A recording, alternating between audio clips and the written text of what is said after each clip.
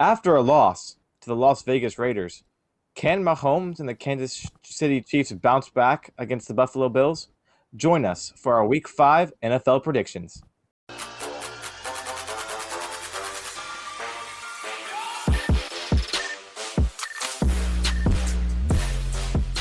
Hey guys, welcome back to the Mr. R Show Sports. Ashton, after a crazy week 4, we are going to predict week 5. The headline did say, we had some upsets last week, the biggest being the Raiders defeating the Chiefs and the Bears beating the Buccaneers. Ashton, real quick, what are your first thoughts and reactions to week 4 of the NFL season? So Andy, my biggest, I guess, shocker of the entire thing was yet again injuries this season have been brutal for a few teams. And as everyone knows, Dak got taken out. We've said many times on this channel, we do not like it when players get hurt. You want other teams 100% to prove how good your team is. And if your team can't beat other team at 100%, then your team needs to get better. Your team needs improvement. And it's sad and it sucks. It's football, it's a contact sport. You're going to have injuries. That's a part of the game. And we'll talk about it when we get to the Cowboys game. But, we have prayers out for Dak. That looked like at least is going to end his season. Maybe two. It's going to be a hard recovery for him. But he's a strong guy. He's a great quarterback, and he'll be able to bounce back. I have no doubt. Andy, do you want to What? have any comments about that? Yeah, Ashton, it's just, like you said, prayers up for Dak. Gruesome injury. No, never want to see it, especially for a guy who was having such a historic campaign. I know he was over 1,500 yards through 4 weeks, and also it was his contract year, which just makes it even more upsetting because this man was going to be getting paid millions upon millions of dollars, and we'll see how the Cowboys organization wants to handle that and how respectable they're going to be towards their franchise guy. But Ashton, with that being said, with the Dak Prescott injury out of the way, let's go ahead and kick off Week Five's predictions with the Bengals on the road against the Colts. Who do you got? Ooh, Bengals and Colts. Um, this shouldn't be a hard question, but I feel like Joe Burrow every week shows why I have so much faith in him, and I had a lot of faith in him going in the season. He just came off to me like my eye test when I watched him. I just respect the guy so much as a QB, and I'm not a big Bengals fan at all. But when they drafted him, I knew he would be a great QB, or at least I thought. You're not always right, but with Burrow, I thought he was one of the, Andy, what I said at the before the start of the season. I said I thought he was the best number one drafted QB taken in the last 10 years. And I think he's living up to that billing. He's having good games, and the team around him isn't there, but he's doing good. I still think the Colts end up winning this close nail biter. Rivers constantly will lose them games. That's why the Colts aren't going to probably be a playoff team this year. But this is a game they should easily win by like 10 points. Ashton, I agree with you. I love Joe Burrow and I love the Bengals this year. They're playing well, but if you look last week when they lost to the Ravens by, they only scored 3 points, and that was basically the last couple minutes in the fourth quarter field goal. So they basically got shut out against the Ravens defense, who hasn't been excellent this year by any means. They've been fine. This week is going to be different. They're playing the number one defense according to yards per game allowed in the Colts. It's going to be tough for Burrow with no offensive line. I like their offensive weapons, as in the receivers. I do like those, but with no line, he's going to be getting sacked and he's going to have to be forced to throw. And I just don't think there's enough with the Bengals defense to counteract the Colts, and the Colts get a close win against the Bengals. Moving right along, Ashton. Let's go ahead and predict two teams coming off the bye: the Denver Broncos on the road against the New England Patriots. I mean, gotta go with Emperor Palpatine, or as I like to call him, Emperor Hoodie. He doesn't let bad teams beat him. That's a good tenet of a great coach, is not letting bad teams beat you no matter how your team is doing in a certain situation. Yes, they don't have Super Cam, but Denver is also missing a QB. So, I mean, it's kind of even on that front, and I just like New England's personnel more than Denver's. I feel like Denver has a lot of good pieces going for it. Like their running back situation's very good.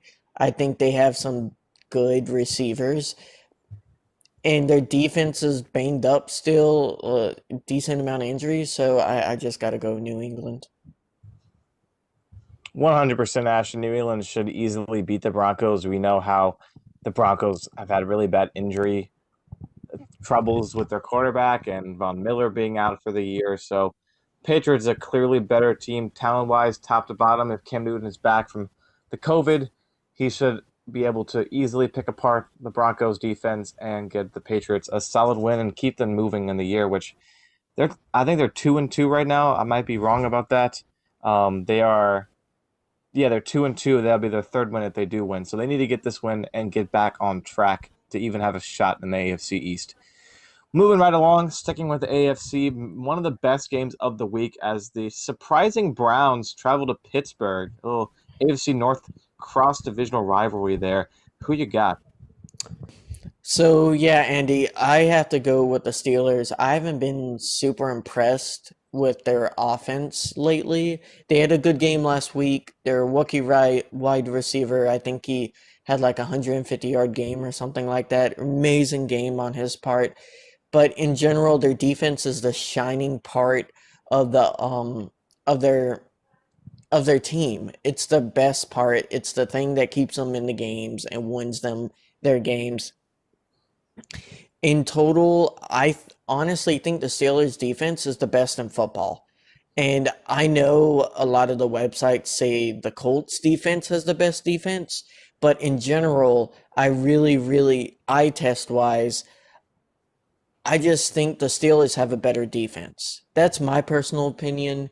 We'll see if that keeps on living up to what I think they are. Um, they're gonna have their hands full with them. This Browns team has shown to not be not competent. So double negative, but this Browns team seems like a double negative in itself, where we've always said that they have a lot of talent. Me and Andy have said that every video we can. They have talent to be a top tier team. The question is, do they have the coaching? And they have been missing the coaching for years. Yeah, I still don't think they're there. They're close and they can beat worse teams, but I feel like the Steelers are just better overall. The key matchup for me, Ashton, determining this win, who's going to win this game, is that Steelers defense, like you said, top five in the league for sure, maybe the best, but they had to miss a game because of COVID, so we don't truly know. The Steelers defense versus Baker Mayfield. Baker Mayfield has been known to crumble under good defense and not been productive against a solid defense. If Baker wants to prove that this Browns team is for real, he's going to have to prove himself against a defense like the Steelers, where you're not going to be able to throw much. They have top to bottom, secondary is good, linebacking core is good, defensive pass rush is good. It's going to be a tough task for them. Steelers on the offensive side of the ball has been kind of lukewarm. They have weapons in Juju and the rookie, like you said, Claypool. They got some guys that can catch. It's all about how Big Ben's going to be. I think he's like, 39, 38 this year, along those lines, battling the season ending injury last year. How will he keep playing? How will James Conner react in that backfield? But it's a game I have the Steelers pulling out. Moving right along, Ashton. Bill O'Brien's finally gone in Houston, and they got their first win without him. Do they continue when they go to Tennessee and play the Titans?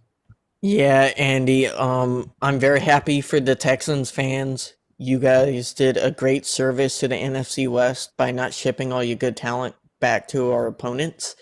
Um, but the good wishes stop there because you're gonna lose this game, I think, pretty badly. Tennessee is an amazingly good team. They really are. They're a solid team. I think they're much improved from the Titans of 3 years ago. Um, what their coach has done there has been amazing. How they've turned that team into a really heavy power running team. And I think that matches up against a Houston defense that has been very weak on the run defense. So I just see Tennessee winning this by like 10 points. I feel like the second Tennessee gets a lead, they can hold on to it like for dear life, and they don't usually let go of it these last 2 years. So I definitely have Tennessee. I mean, even right now, Tennessee's giving the Bills a run for their money as we're filming this live during the Tuesday night game, because that's weird to say. So Andy, who you got? Yeah, the Titans are just too powerful. I like the Texans, don't get me wrong. They still got some weapons to still get some wins. Hopefully they can play better with their, I think with their interim head coach right now, Deshaun Watson's still top 10 in the league, most likely close to top five, if not top five. So they still got some weapons there on the offense. But Titans are across the board just too much better than them. Got that power run with Henry. Tannehill's still being very, very efficient, one of the most efficient quarterbacks in the history of the NFL these past 2 years. I mean, it's ridiculous. They're not forcing him to pass deep. It's a lot of dink and dunk and power running with Henry, and it works for them. It's hard to stop with them, and they're going to keep rolling and beat the Texans. Sticking with the AFC, after a great win by my Dolphins, we're at home against the Jets. Ash, I'm going to start because it's pretty easy to tell if Miami can beat a 49ers team 43 to 17 or close to those lines, we're going to easily beat the Jets, who's a big, big, big dumpster fire. A lot to like with Miami, from the coaching to the young guys. When Fitzpatrick is on, he is on, and we still got Tua on the bench. So Miami's a scary team, that AFC East. We're not going to win the division, I don't think, but we're going to be second or third and get a nice, hopefully solid win against the Jets. I'm predicting at least a 14-point victory here. Yeah, Andy, I really like this Miami team. I know you know that of me. I'm very high on this team more than most people. It didn't surprise me because I had them winning that game. I thought it was going to be by 14 points. So as a Rams fan, I am very happy they destroyed the 49ers and made it so bad where they had to bench their starting QB after like I think 2 drives. So, Darnold falls over when he's not even getting pass rushed. That's I like Sam Darnold. I don't think he's a terrible QB. I don't know what you have in him since he's on such a trash team, but it's clear the Jets are just it's I would say it's like criminal what their front office is doing to that team. The team is barely NFL level. And that's sad. Like, I have some respect for the Giants. And I think the Jets have proven every week so far they are by far no one's close to them the worst team in the NFL. Both sides of their ball like have problems. Their offense has problems. When you don't have Le'Veon Bell, you don't have anything. Like Sam Darnold has nothing else to work with. And then on the defensive side, like Andy, can you name me one starter for the Jets? I mean, I could have, but CJ Mosley decided to opt out this year, so they literally have nobody on the defensive side of the ball. So you can't name a single starter. That's not always a critical thing. Some teams are young this year, but it's like they haven't shown anything this year to prove that they have any level of competency on not just the talent but the coaching. But I think it starts with the coaching. They need to fire their coach. I think that's clear and start fresh. So yeah, I have Miami easily winning. I will give I will give San Francisco and specifically Jimmy Garoppolo a round of applause for becoming, get this, Ashton, the new record holder for this season's lowest QBR with 15.7. So good job, Jimmy G, for having the worst QBR of this season.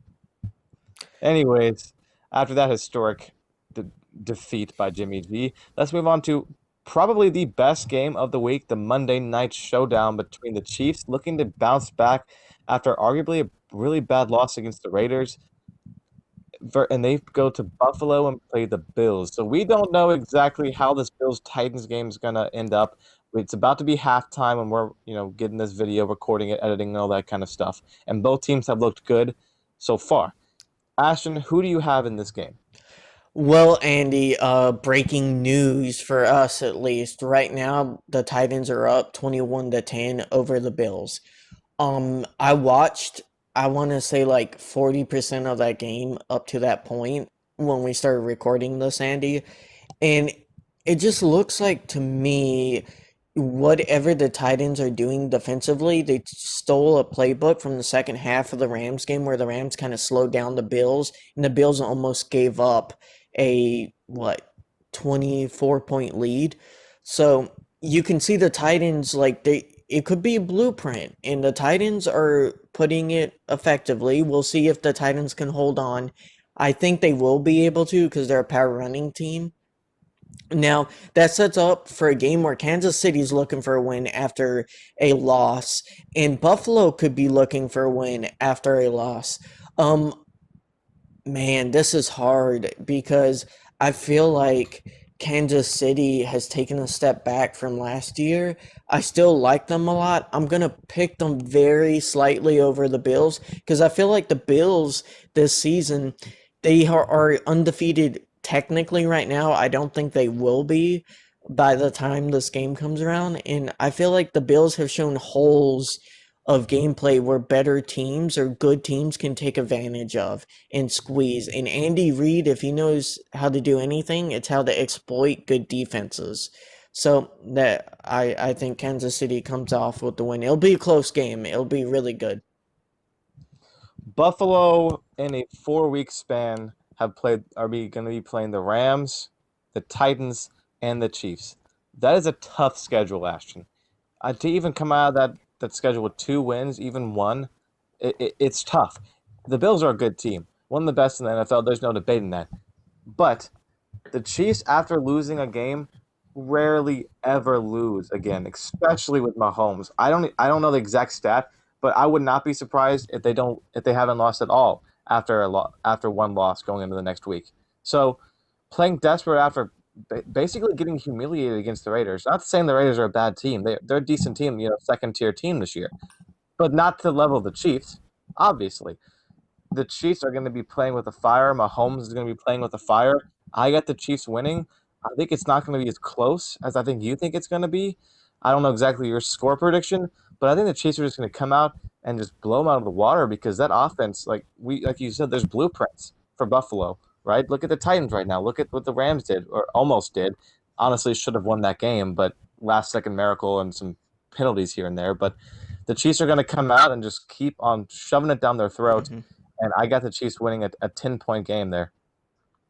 But Ashton, let's move on to AFC, NFC showdowns. We have one of the best teams in the NFL, the Ravens, taking on one of the most disappointing teams in the NFL, the Philadelphia Eagles in Philly.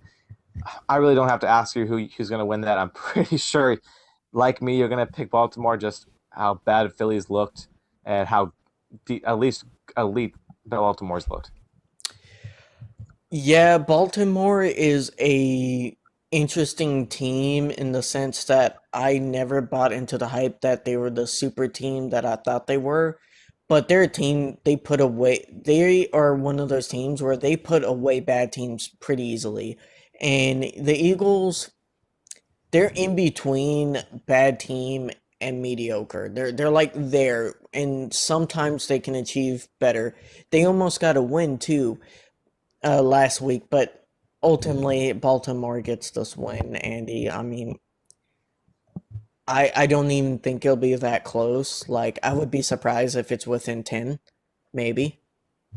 Ugh, 100%, Ashton. I mean, Philly's looked awful this year. Carson Wentz has not looked like himself this year. It's just disappointing to see that from the Eagles team, who honestly I thought was going to be better this year. But actually, let's go to a game where I think the coach who wins this game will keep his job, especially for one of these teams. But Detroit coming off a bye, travels to Jacksonville, Florida to take on the Jaguars. I'll start on this one. If Matt Patricia loses this game against Jacksonville, you can kiss his job goodbye. We're already seeing two coaches so far being fired, and Dan Quinn and obviously Bill O'Brien. So it's a year of coaches being fired. We're waiting to see Adam Gase be fired. That's going to come. I'm sure Jacksonville's coach is going to be fired after this loss. I wouldn't be surprised. So I have Detroit winning. I think they're the better team talent wise. Offensively, obviously, defensively, they're better. Jacksonville got one win this year, but that's kind of a fluke win. They haven't looked really good since that game. I really like Detroit. They're underrated. They're not going to beat any of the really good teams, but they're always going to keep it competitive with every team they play. I think they win by 10 points here, and I think this game keeps Matt Patricia alive for at least another week. Yeah, Andy, I agree with you. I have the Lions winning this one. It's just the Lions are a more complete team. I mean, I can't even remember the name of the coach for Jacksonville. That's like Matt Patricia. I don't. He tries to copy New England, and it's not working out. He's gonna get fired eventually. But I really do like some of the offensive pieces that the Lions put together. I haven't sold my DeAndre Swift stock yet. I really like Swift as a running back. I like their quarterback. Like, I feel like Safford is one of the more underappreciated NFL quarterbacks. He's constantly producing. He doesn't put up crazy numbers, but he's constantly producing. It's going to be a Detroit game, but it's a 50-50 one. It could be a coin flip. Um I feel like these are the games that always bite me in the butt when it comes to my prediction record, cuz it's like I just pick the team that I just pick and then they lose.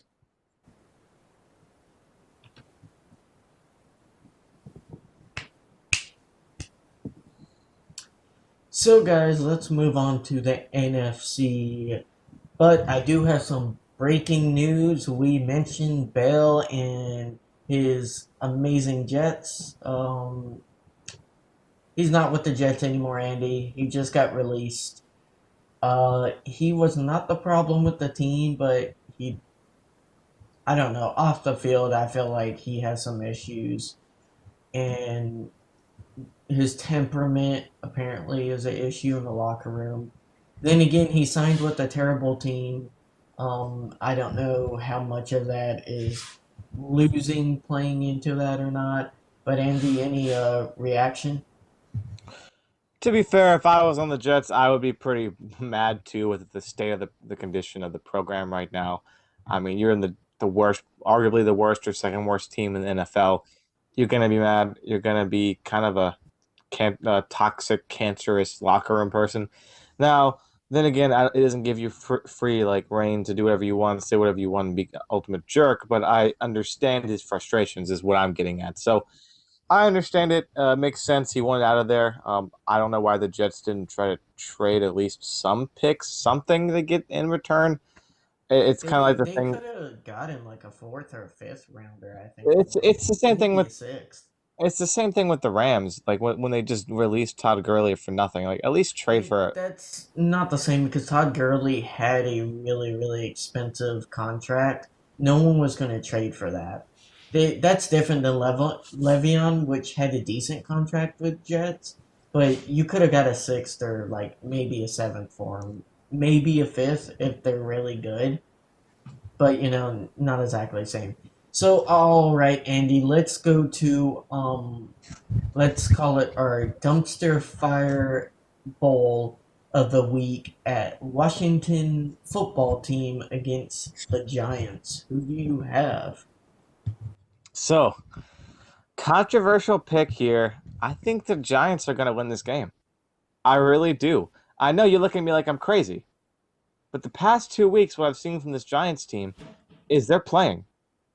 They're not good by any means, but they have fight. Against the Rams, they had fight. Against the Cowboys, when Dak was still in the game, RIP Dak, but still, when he was still in the game, it was within 3 points the whole time, and the Giants were winning at points. So they look like they can compete and they're trying out there. It's going to be a close game. I just don't like Washington's quarterback problem right now. They're alternating between three guys. It's just weird. I like how Dwayne Haskins is now on the trade block. It's just so weird what's going on in Washington. I like Ron Rivera, but it's just weird what they're doing for the quarterbacks. I again, Chase Young's really good on the defensive side of the ball, but I don't know. Something in my gut's just telling me Giants are going to pull out one of these 3-point wins here. Yeah, Andy, I wasn't giving you that look because you picked the Giants. I was giving you that look by saying it was controversial. I think it's pretty clear the Giants are a better team than Washington. By all means, the Giants deserve the win against the Cowboys. They deserved that win. Like they played better than the Cowboys. The Cowboys just got lucky because the Giants were kind of inept in certain situations. Didn't kick field goals when they should have. I mean, the Cowboys shouldn't have won that game. In Washington isn't no Dallas. Washington has a good front seven. They have a good pass rush. I think Danny Dimes is going to have issues with that. This is going to be a competitive game, but the Giants, I think, are just a better overall team right now. So, Andy, let's go ahead and go to, I think, is actually a very interesting matchup Chicago at Carolina. I think that's going to be a really good game. I think both of these teams have overperformed our expectations, I would say, to be fair. Um, Andy, who do you have? I will have to give credit where credit is due. The Bears are 4-1. They beat the Buccaneers last week. I have to give them their props. I don't. This is a very tough one game for me. It's 50-50. It could go either way. The Bears having those 2 extra days, 3 extra days. They get Friday 2 extra. I was right. 2 extra days to rest up after having their Thursday night game. That might come into play. But I don't know. I just don't believe in Nick Foles led Bears offense. I like Allen Robinson. That man's a beast. Don't get me wrong. He's amazing receiver. But I don't trust Nick Foles on the offensive side of the ball. I really don't. Their defense is going to have to carry them against a high-powered Panthers offense without Christian McCaffrey because Mike Davis has stepped up in that role and has looked really good these past couple weeks. Not as good as McCaffrey. Obviously, you can't be as good as arguably the best running back in the league, but he's still a very solid piece now, and he's looking good. I think the Panthers have some good receivers there with Anderson and Moore. I think Teddy Bridgewater is doing as much as he can with the talent he has, and I'm just gonna have to go with the gut kind of a coin flip, and I got the Panthers winning this game. Yeah, Andy, I mean, so here's how I look at it, Andy. Um, the Bears, their record is a little surprising, but let's look who the Bears have faced. They played the Lions, then they played the Giants, then they played Atlanta, and then they played the Colts, and then they played Tampa Bay. They lost to the Colts. Um, Arguably uh, I would say they faced two tough opponents, Tampa Bay and the Colts. They lost to the Colts and they barely beat Tampa Bay. That was a 50-50 game. I felt like Tampa Bay had a lot of coaching mistakes that game. Tom Brady wasn't as sharp as he normally was. So ultimately, I have Carolina winning this one. I agree with you.